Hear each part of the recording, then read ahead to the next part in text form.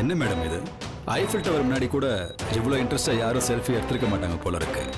கரெக்டா அர்ஜுனை நிக்க வச்சா ஈஃபில் டவர் மாதிரி தான் இருக்கும்.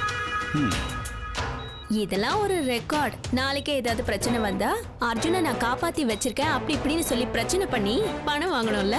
அது சரி. அது எப்படி மேடம்? நீங்க மட்டும் எப்பவுமே ஒரே சிந்தனையாவே இருக்கீங்க. இல்லனா உங்களை மாதிரி ஆளுங்க எங்களை காலி பண்ணிட மாட்டீங்க. கடைசியில என் தலைமையிலேயே கைய வச்சிட்டீங்க. வந்தனாவை யாராலையும் எப்பவும் அசைக்கவே முடியாது. அதை நான் உங்களை முதல் பார்க்கும்போதே கண்டுபிடிச்சிட்டேன் மேடம்.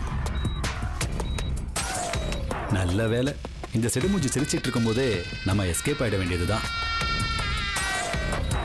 மேடம் சொல்லுங்க. அசோக் சார் சொன்னார்ன்றதுக்காக தான் ஸ்டேஷன்ல வேலைலாம் அப்படி அப்படியே போட்டு வந்துட்டேன். நீங்க சரின்னு சொன்னீங்கன்னா நான் போய் அந்த வேலையெல்லாம் முடிச்சுட்டு வந்துடுவேன். அர்ஜுன் பிரச்சனை எப்ப முடியும்? இன்னும் 2-3 நாள்ல சரியா போயிடும் மேடம். அப்படி சரியாகலன்னா நான் வந்துடுறேன். நானே வந்து முடிச்சு கொடுத்துட்றேன். நீங்க இங்க இருந்து ஏதோ எஸ்கேப் ஆகிறதுக்கு பிளான் பண்ற மாதிரியே இருக்கே. இல்ல மேடம், என்ன இருந்தாலும் டியூட்டியை பார்க்கறதுக்கும் கவர்மெண்ட் உனக்கு பணம் கொடுக்கறத விட அசோக் உனக்கு அதிகமா பணம் கொடுக்கறாருல. இந்த வேலையில இருக்கிறதுனால தானே அசோக் சார் எனக்கு பணம் கொடுக்குறாரு. இந்த வேலையை நான் காப்பாத்திக்கணும்ல. என்னவோ பண்ணுங்க. சரிங்க மேடம், அப்ப நான் அப்படியே கிளம்புறேன்.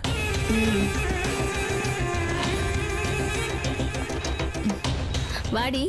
என்ன சொல்றாங்க டாக்டர்ஸ் எல்லாம்? வழக்கம் போலதான், மெடிக்கல் மிராக்கலாம். என்ன சொல்ற? அர்ஜுனுக்கு எந்த ஆபத்தும் இல்லையா, கூடிய சீக்கிரமே அவருக்கு சரியாயிடும் பேசிக்கிறாங்க. சந்தோஷம். அவ்வளவு ஈஸியா சந்தோஷப்படாத. நீ ஷாக் ஆகுற மாதிரி ஒரு நியூஸ் இருக்கு. என்னது? ஒன்னு இல்லடி, அர்ஜுனோட பில்ல மொத்தமா நீயே செட்டில் பண்ணுவியா? அதெல்லாம் எந்த பிரச்சனையும் இல்ல, நான் பாத்துக்கிறேன்.